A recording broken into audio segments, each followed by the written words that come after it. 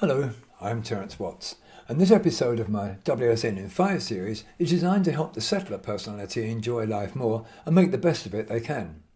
It's fair to say, though, that if you're one of the other groups, you'll probably find it interesting, since it'll give you a clearer view of what makes the complicated settler person tick. And if you are a settler, you're probably feeling anxious now because I've said you're complicated. Secretly, you know it's true, but it really is not a criticism. Being a bit complicated means you're able to see and understand all sides of any situation you'll find yourself in, probably better than most others. Being a settler does have its downside, though. For instance, you're naturally polite and respectful, but when somebody offends you, that makes it difficult to tell them so and why. Then, of course, there's that little problem of saying no on occasions, so that from time to time you end up having to do something you'd prefer not to. Oh, and that tendency to apologise for things that are not really your fault. But if you did but know it, all of that is what makes you one of the world's nicest people.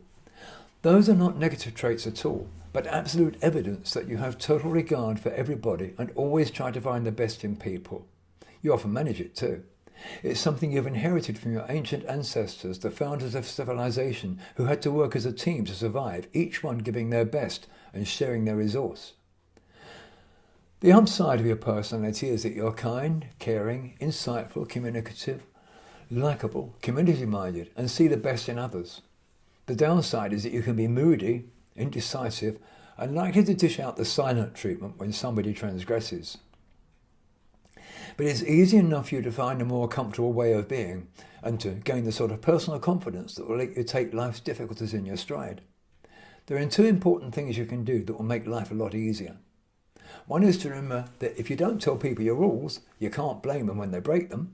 And the other is that when you say yes instead of no, you're encouraging people to do the very things you'll grumble about later.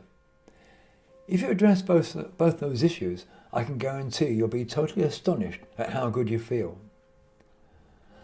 The settler personality excels when it comes to anything where good intuitive sense is needed, and where there are terms to be negotiated, because your adaptability and versatility will ensure that you're able to keep on coming up with ideas long after most people would have given up. There's a need to be careful sometimes, though, because if the people you're negotiating with get the impression that you can't stand your ground for what you want, they'll seek to take advantage and make demands that are too much in their favour. There's one particular aspect of settledness that you might want to moderate a bit if you can, and that's an underlying steely stubbornness. Nobody can make you do anything. In fact, when they try, you're likely to cut off your nose to spite your face by flatly refusing, even if it's something you actually want to do yourself. There's also that thing where if you can't have all of what you want, you're sometimes inclined to rather sniffily announce you do without the whole thing. Now we're going to have a look at a few brief thoughts and concepts that can lead to getting a life that works as well as possible for you. So, point 1. Having the ability to easily trust others is wonderful. But when it backfires, always remember it was you who did the trusting.